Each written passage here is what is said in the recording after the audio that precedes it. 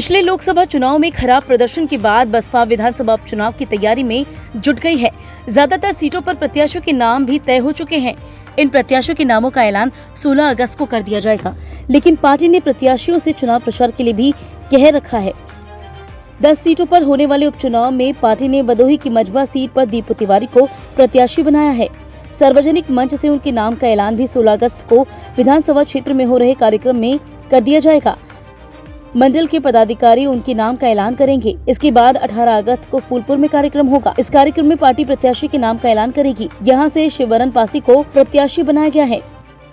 वहीं कटेरी सीट से अमित कुमार वर्मा का नाम भी तय है। उनके प्रचार का कार्यक्रम भी तय हो चुका है। लोकसभा चुनाव में बसपा एक भी सीट नहीं जीत सकी थी। कुल वोट प्रतिशत महज 9.39% ही था, लेकिन उसके बाद से ही चुनाव प्रचार की तैयारी में पार्टी जुट गई थी। उपचुनाव बसपा के लिए साख और अस्तित्व का सवाल बन गया है। वो पूरी कोशिश कर रही है कि किसी भी तरह से बेहतर प्रदर्शन कर पिछले आंकड़ों को सुधार सके।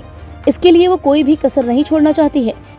यही कारण है कि लोकसभा चुनाव के बाद से ही वो तेजी से तैयारियों में लगी है। इसलिए प्रत्याशियों के नाम का ऐलान भी समय रहते ही कर दिया गया है, ताकि प्रचार के लिए पूरा समय मिल सके।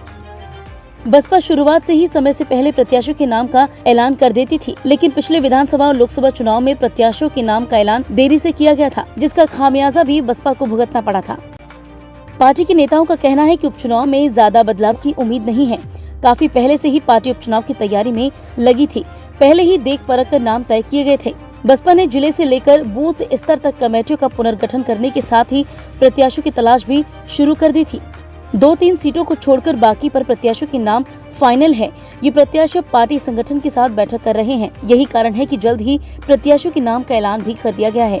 हालांकि बाकी बची सीटों पर भी जल्द ही प्रत्याशियों का चयन कर उनके नाम का ऐलान कर दिया जाएगा।